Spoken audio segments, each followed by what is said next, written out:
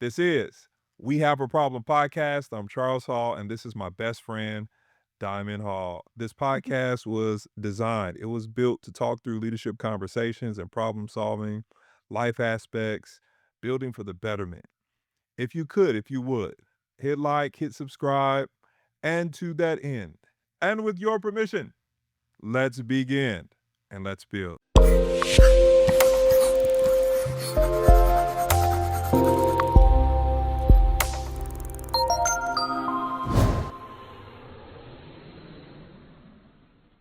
One of my greatest weapons Mhm.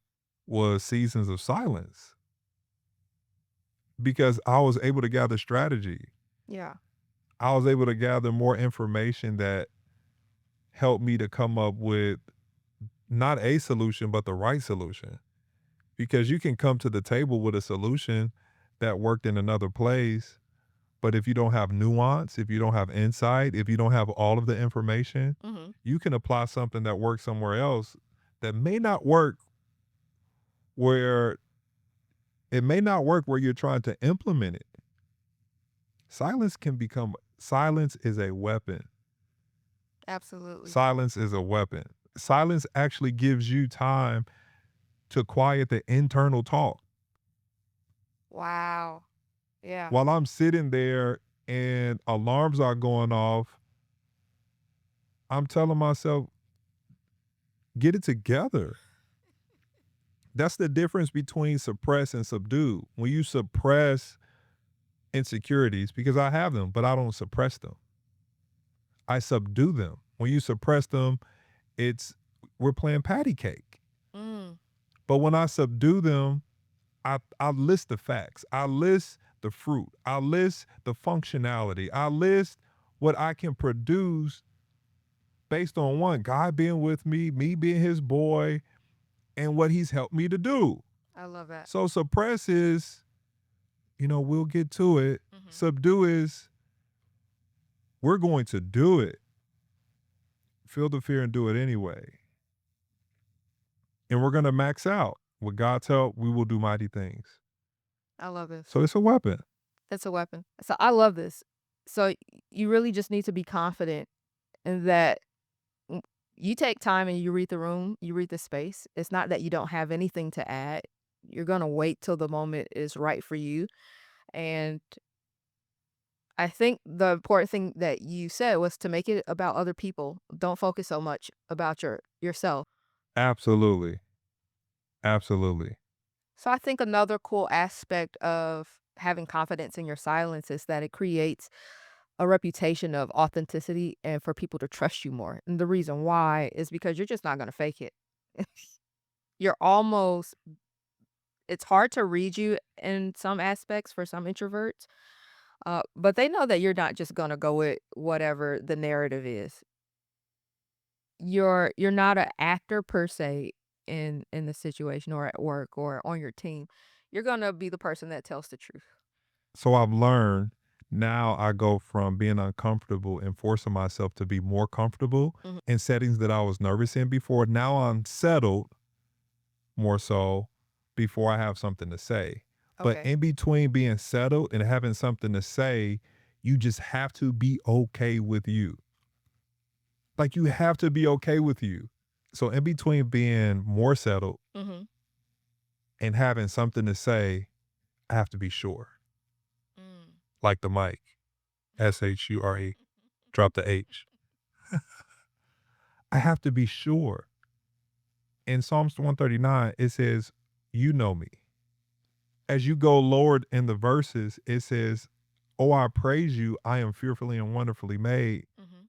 Oh, my soul knows it. Oh, my soul knows it. So if he knows it and I know it, why am I giving someone else too much credibility on them giving me a stamp of approval of me now knowing it? That's the difference between confirmation and a compliment. If I have confirmation between him and then my soul, why am I waiting on confirmation? Now, if I get a compliment, that's great. A compliment is a reminder. Mm. Confirmation is I didn't have it and I need it. Wow. So in between of Okay. being settled and having something to say, I have to be sure. So even if it's awkward, I'm producing. If it didn't come out the way I wanted to, I'm not beating myself up. Nah, I'm not going to lie. I am hard on myself. I want to be excellent, but not in the sense where I'm beating myself up because you didn't approve of me. Mhm. I'm beating myself up because I want to be more excellent. My expectation is not, I don't need your approval. If he knows it and my soul knows it, then I should be settled. Yeah. I should be sure. When I speak and Mhm. whatever I say, at the end of the day, I want to make him proud. I want to be excellent and I want to make him proud. So that's how I try to sort through the seasons of being more comfortable. So I use silence as a weapon. Mhm. And then I use strategic settings to be settled. Okay. And then I'm sure of myself because I've studied. Yeah. I've studied. I've done my homework. I've studied. And then I have something to say. So it's silence. It's settle. It's study. Mhm. It's sure. Then say, this is good. This is real time. I love this. I love this. I love that. So, in essence, you don't really have to focus on, being the star player in the conversation or in the environment, the room you're trying to work. Just focus on really on being kinda like a stage manager.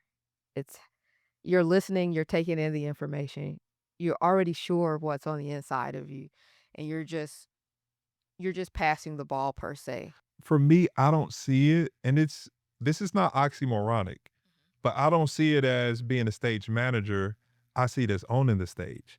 So when I come in, when I go into a store, when I go into an organization, I don't ask for whoever's running the place so I can tell them Mhm. that they're doing this wrong. So for me, I'm having internal conversations. If this was my establishment or if I was a part of the team, how can I add value? The takeaway is I have something to add.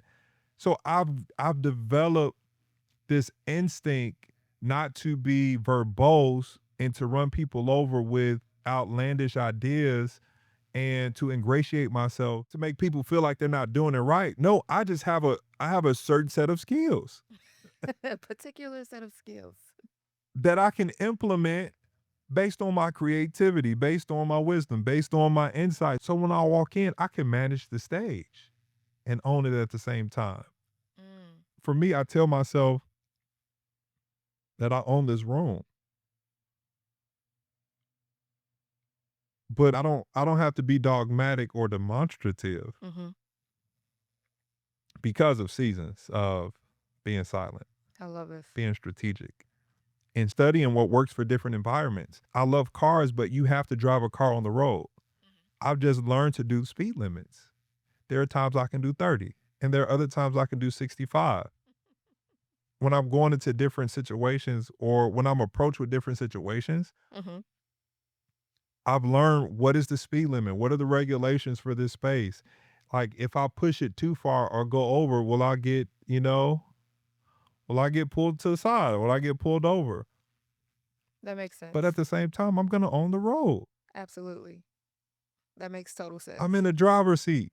Yeah, I've been entrusted with the keys. that's brilliant. I have a set of driving skills. I love that. That's so brilliantly put.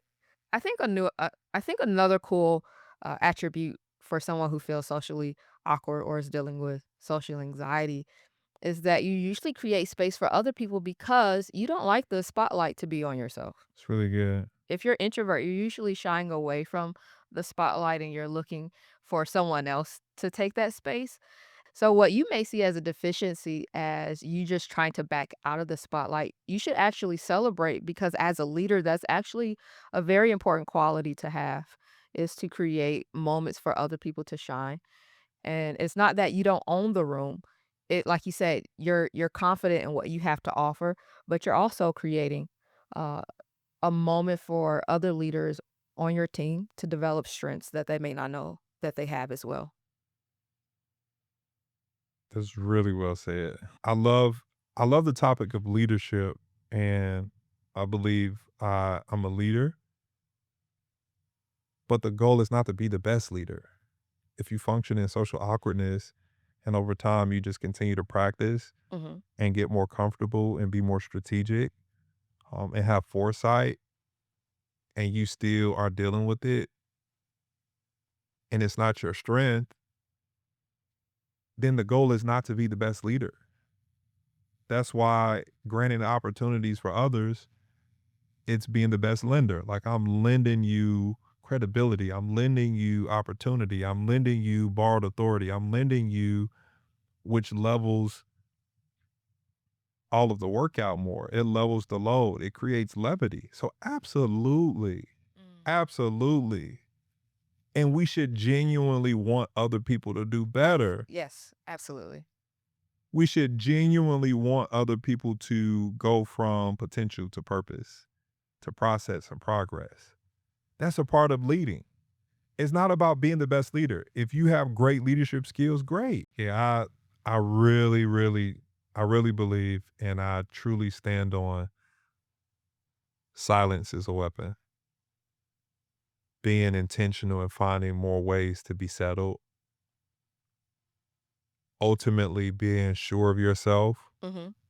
and subduing the inner dialogue that tries to create self-sabotage or this downtrodden spiral Absolutely. that leads to an unfortunate end. Yeah. The takeaway really is that you have something to add. Like, I have been fearfully and wonderfully made. I'm super dope. Oh, my soul knows it. If God says it and my soul knows it, I'm gonna write that down. if God says it and my soul knows it, it's solidified. It is solidified. I no longer need approval. If I get it, great. If I don't, I got it. Wow. Silence, settle, study, Yeah. sure. And you can trade those off. Sure, study, study, sure. I'm doing my homework, but I am sure that I am enough, Mm. that I've done enough, and what I produce will be enough. Silence, settle, study, sure, say. I can produce from that. I can embrace my awkwardness and still enhance the moment, still enhance the environment, still enhance and execute with excellence and do exploits. I'm trying to operate in all of those. I'm doing my best to operate in all of those. And over time with practice, I love I can this. produce from it. Not for it, from it. Woo. Yeah. Yeah. This has been We Have a Problem podcast. I'm Charles Hall. This is Diamond Hall. Thank you all so much for tuning in, and we will catch you on the next one.